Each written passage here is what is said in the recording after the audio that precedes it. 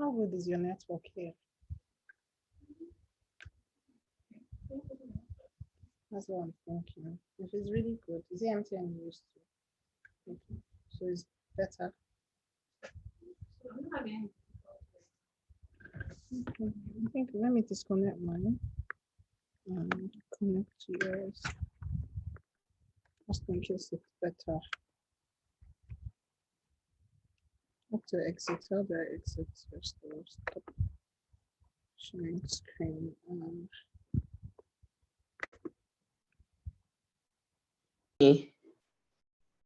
Hello. Good evening, everyone. Well, welcome to today's presentation. Dr. Joy will be taking us on the topic adult immunizations. So, Dr. Joy, you can start.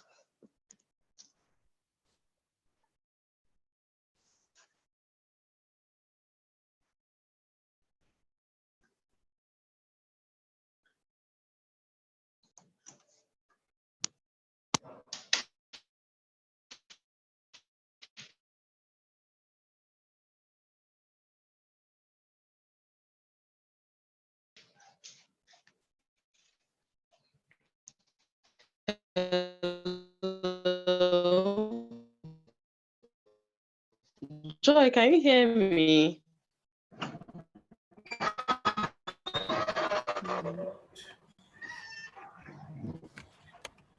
Good evening, Hello. everyone. Can everyone hear me?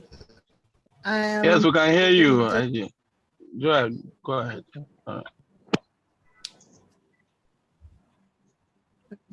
So according to the CDC, immunization is defined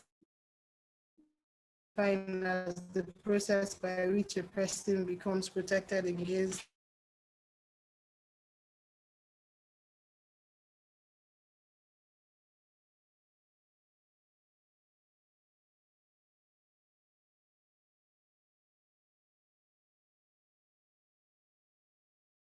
again, just hold on, I'll do it again.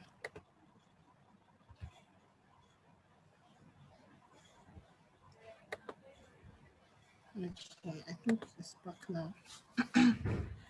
So vaccination is the administration of agent-specific but relatively harmless antigenic components that in a vaccinated individual can induce a protective immunity against the corresponding infectious agents. So in essence, adults need to keep their vaccinations up to date because immunity from childhood vaccines can wear off over time.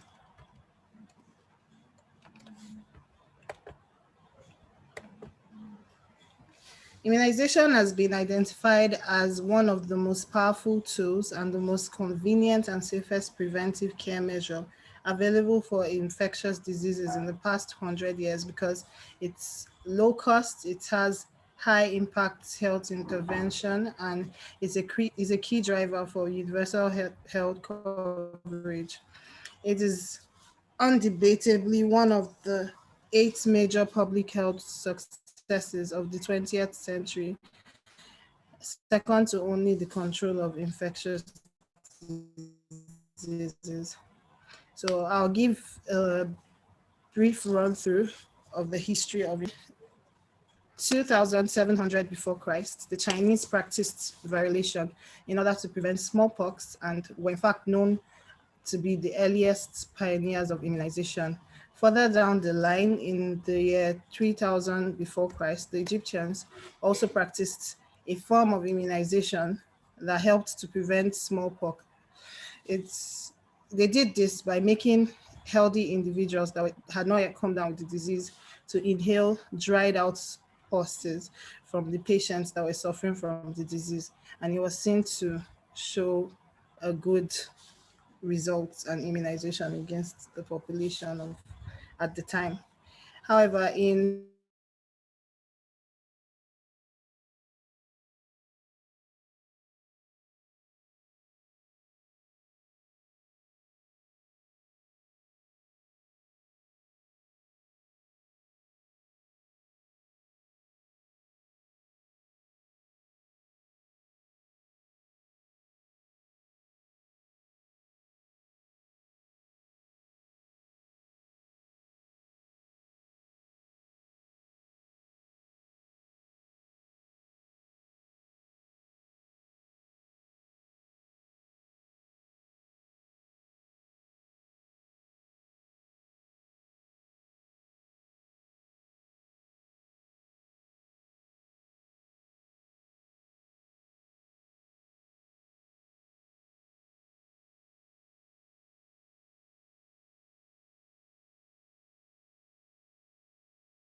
Immunization has been shown to be the most cost-effective strategy for disease prevention globally. It confers immunity or resistance to infectious disease and has been proven as a tool for diseases for controlling and eliminating life-threatening infectious diseases like smallpox. It also helps in protection of the other members of the population, as it does in herd immunity, and has been estimated to avert between 2 to 3 million deaths annually worldwide.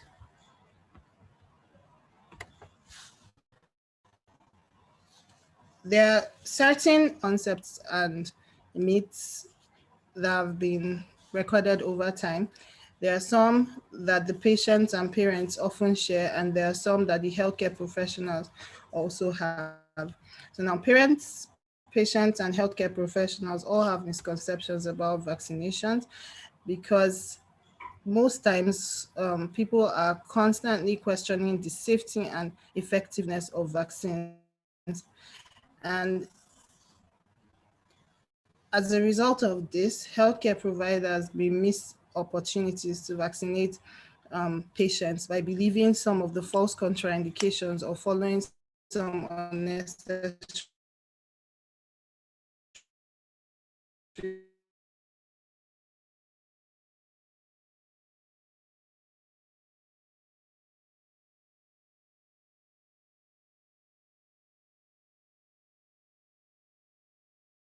rules.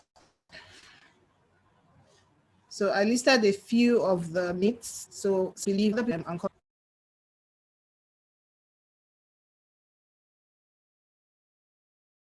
to death of that infant. Also, some people believe that natural infection is and the immunity.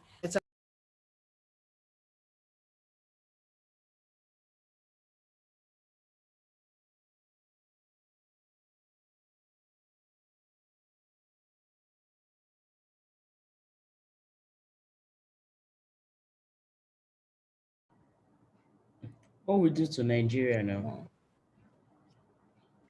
Everyday network. Hmm? That when you make it mandatory for some patients to actually get vaccinated, they believe that you're violating their civil rights. And research has shown that all these are false.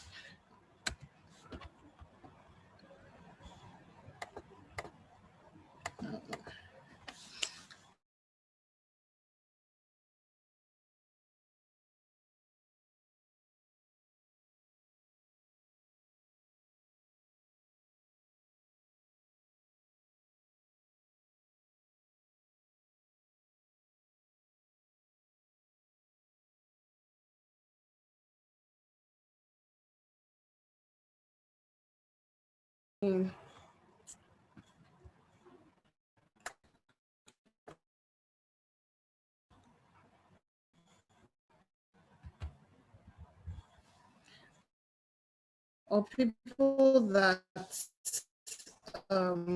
cohabit in the same environment with immunocompromised or pregnant women should not take live vaccines such as, well, I'm bringing it down to Nigeria now. The overview of routine immunization process in Nigeria. In 1994 was when the WHO launched the expanded program on immunization in order to reduce mobility and mortality from vaccine preventable diseases. This EPI was then launched in Nigeria in 1979, and then it was revised and demonstrates ownership of the program. Now, the optimum level of success by EPI was recorded by the early 1990s, with Nigeria achieving a universal childhood immunization coverage of about 81.5%. However, since that period of success, Nigeria has witnessed gradual but consistent reduction in immunization coverage. Nigeria has is still one of the lowest, has one of the lowest vaccination rates in Africa, second to Sierra Leone. It has also been estimated that out of 6 million children that are born every year in Nigeria, more than 1 million fail to get their full vaccination by the age of 1 year. It's also been noted that there are some variations in the routine immunization performance across the country zones. For example, in the northern part of the country where people do not have access to these immunization or these vaccines because of the hostilities around those regions, war and crisis. According to the National Immunization Coverage Survey, NICS, in 2012, only about 50% of Nigerian states had more than 80% immunization coverage. So these are the challenges that Nigeria is facing with respect to routine immunization. We have a problem with leadership because our leaders lack the commitment to follow up with the immunization based of these processes. They also lack foresight because they are not proactive and they only respond to issues as they occur or they arise. So definitely there will be some setbacks, some loopholes and inefficiencies in the immunization process as a whole. Human resource is also one of the challenges that we have in this country with respect to immunization.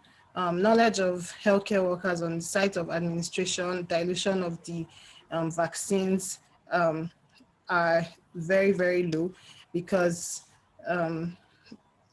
we lack a lot of training and a lot of us lack the training and retraining process that it takes in order to get the right techniques of vaccination. And this would eventually lead to complications and also scare patients off from getting the vaccines as they mostly complain about formation of abscesses and pain. Now, there are some health workers that also charge individuals unauthorized fees, making it difficult for patients, especially in the rural areas, from getting immunized. And also, due to the strike actions by health workers, there's also a high dropout rates in health facilities. This was evidenced by how it affected the coverage rates of immunization in Kwara in 2015. Also, we have challenges with our vaccine supply and logistics, the whole cold chain thing, which we also experienced about a few weeks ago while we're expecting the COVID-19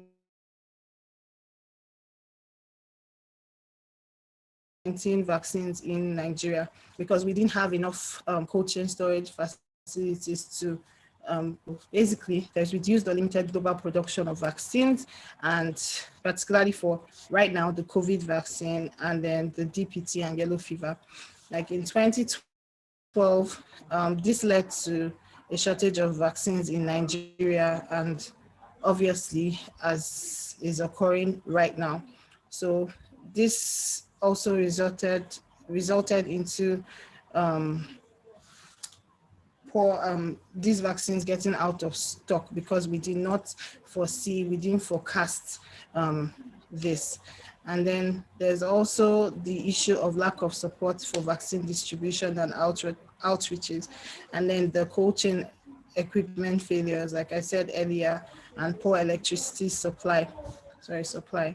Then also due to hoarding of funds, because there's lack of sufficient funds for the state and local government areas to deliver these services and get these immunization processes supervised effectively. Then we also have the problem of missed opportunity of vaccination, where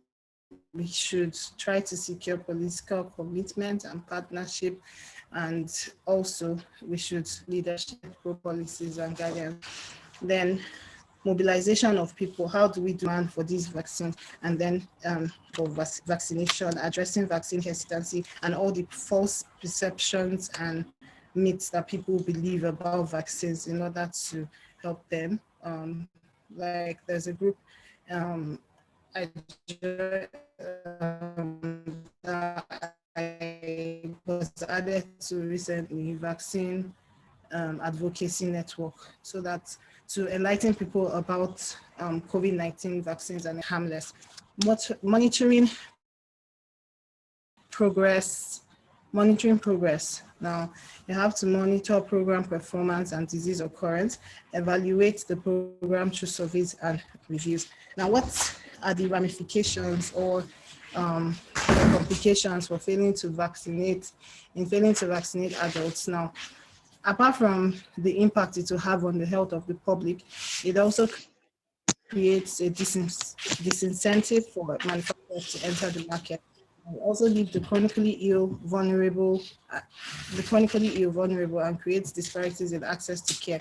Like I said earlier, those in rural areas, low socio-economic strata, and for example, in the US now, those of racial and ethnic minorities. Also, it leaves us vulnerable during times of crisis, when the ability to reach 250 million adults with vaccine now, and then the Spanish flu back then. Failure to successfully immunize adults in healthy times predicts failure to immunize them in times of crisis. Like they said, failure to plan is planning to fail. Now, the recommendation for adult immunization. There is a substantial burden of disease in adults for which vaccines are available. And the recommended vaccines for all healthy adults are the influenza vaccines from 19 years onwards, the pneumococcal vaccine, the pneumococcal conjugate vaccine, that is 13-valent, the human papilloma vaccine, DPT, MMR vaccine. Now, this is a table showing a summary of the recommendations of adults for adult immunization. Now,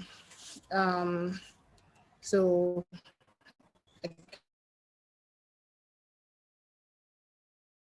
cannot actually say read through everything, but I'll pick a few and just talk about them.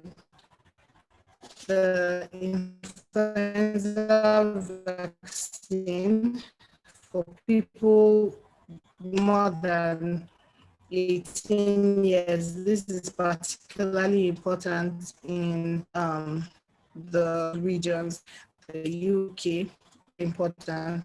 Adults 18 to even early, and adults age 65 years and older given standard dose, just like those age 16 to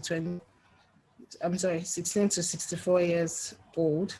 Then the attenuated influenza vaccine should not be used during the influenza season.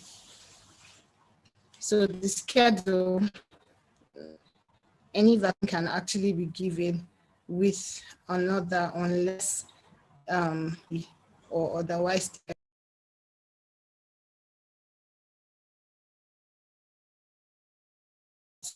to it, and or any of its components,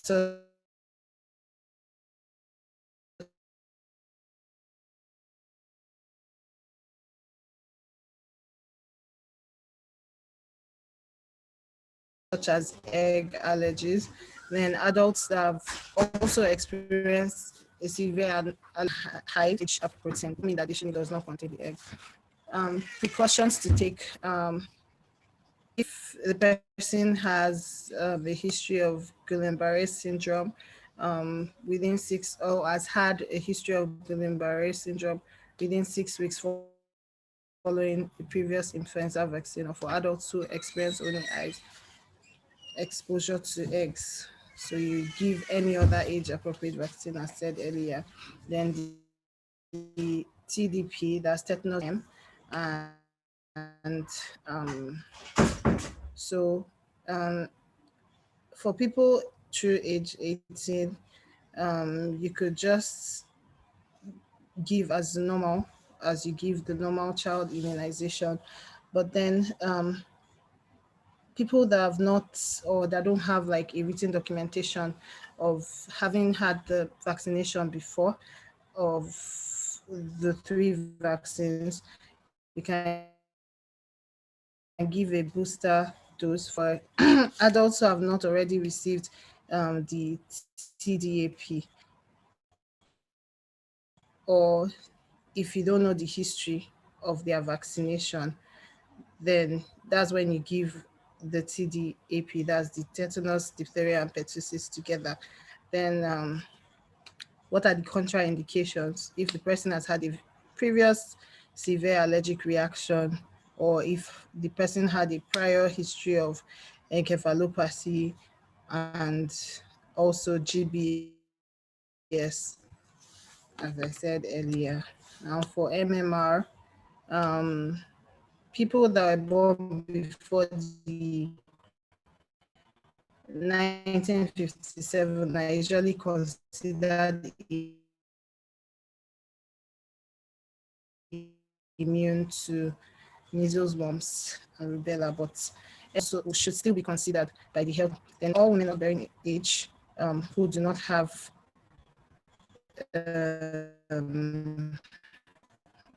acceptable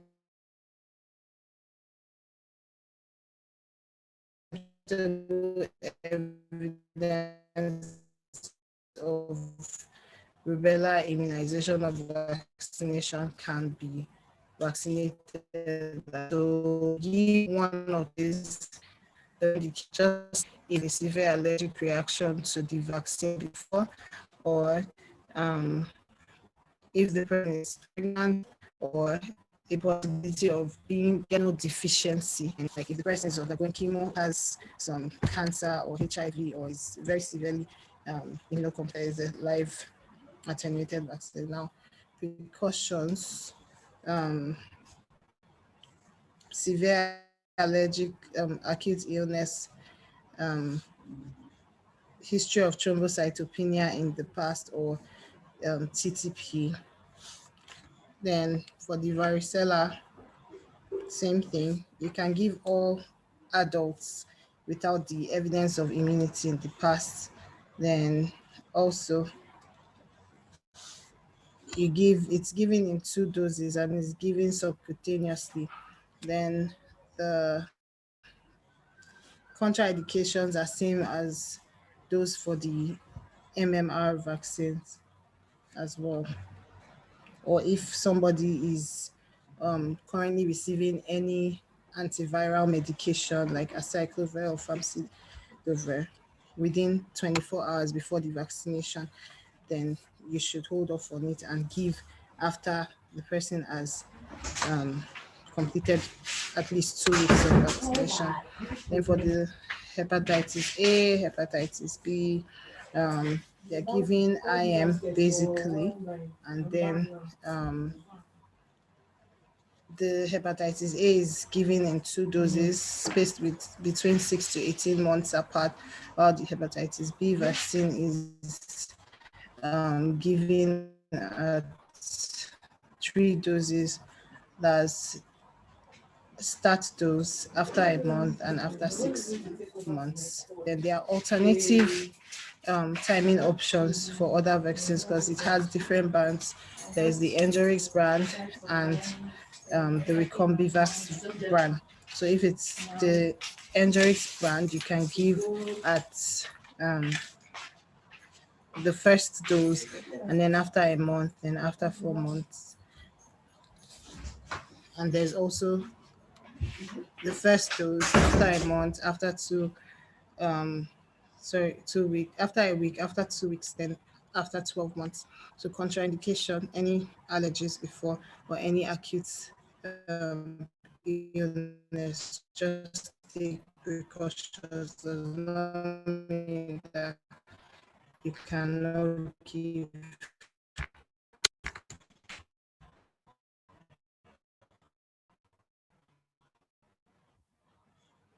HPV vaccine for people that is 18 years and adult males greater than 21 years before you should get the vaccine before age 15 years and receive 2 doses at least 5 months apart are eligible. Then there it's given IM and then at 3 doses, 1 to 2 months and 6 months schedule. Then for the polio vaccine, it's given IM or subcute. And this is a lot. So this is basically the summary. So maybe in your spare time, you can actually go through each of them respectively. Then the recommendations for adult immunization to the government, to the state and local government, and also to the community. So for the federal government, I think that they should demonstrate ownership of immunization programs and try to avoid donor dependency, stop waiting on other countries to bring vaccines down to us. Should also conduct a census so that we can get more accurate figures so that we can determine the target population to be immunized, and also to ensure adequate provision of the vaccines, then also training and retraining of our health workers so that people will not come down with complications of poor techniques and all of that. Then also the government should demonstrate the political will to adequately run all the operations involved in immunization, like the cold chain and logistics, which is very important, and also payment of health workers' salaries promptly and entitlements is very, very important. Then we should also address the issue of insecurity in Nigeria so that the vaccines can actually get through to those people in the northern part of Nigeria, and also they should provide more information through the Ministry of Health so that people would and be given more and also try to work with the village and religious heads in order to get through to those people and improve the immunization coverage. So to the state and local government, you should try to show more interest in the primary healthcare activities, because some primary healthcare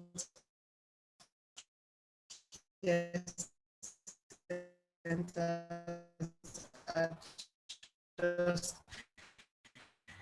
um, are just there and they are not being developed, they are not being they are very unkept and they are not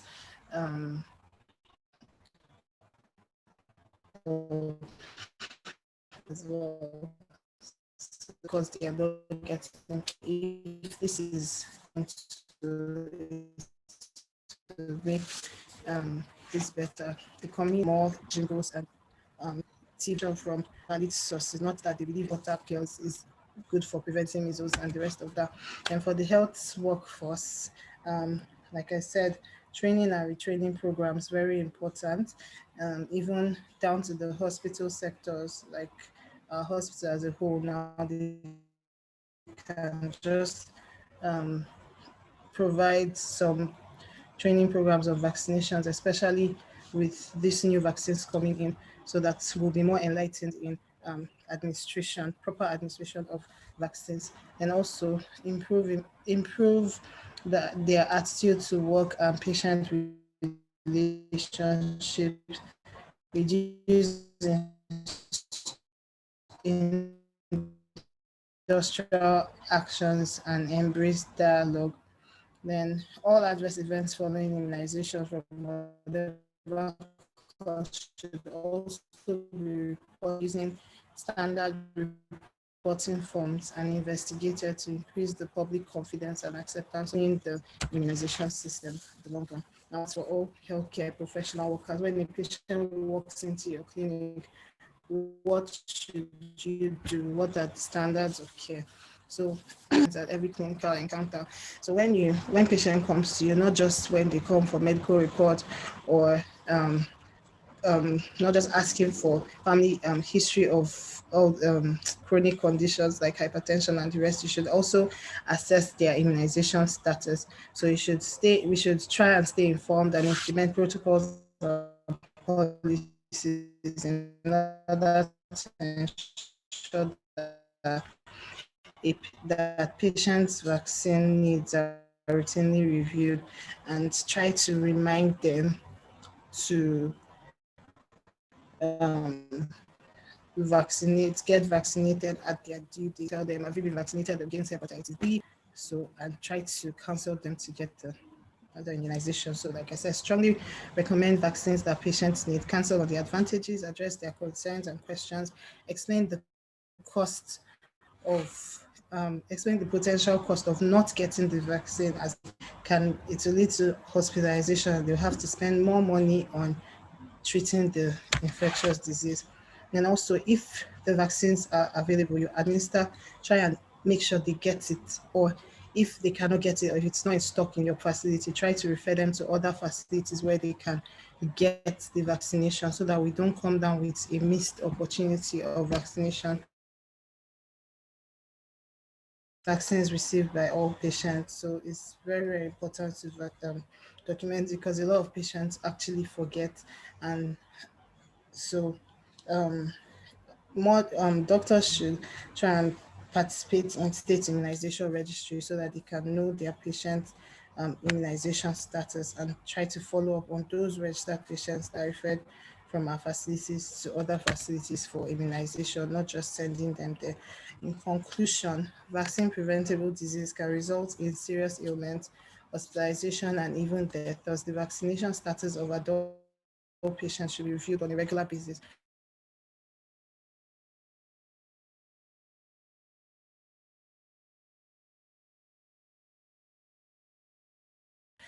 so that they can be kept up to date in their immunization. Thank you. So that they can be kept up to date in their immunization. And special situations may require booster or new vaccination series, such as the meningitis outbreak.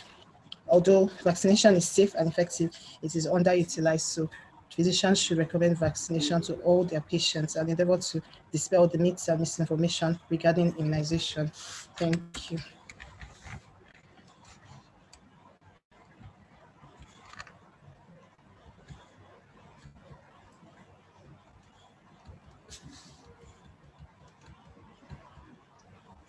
Thank you very much, Dr. Joy, for the presentation.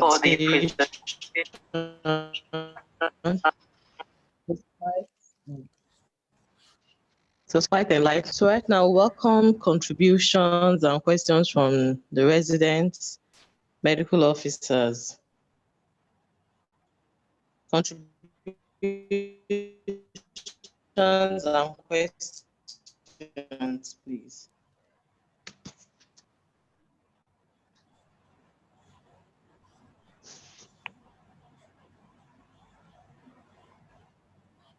Chief, I think you can stop recording. Thank you. Okay. Let me We can stop. interact. Okay, thank you.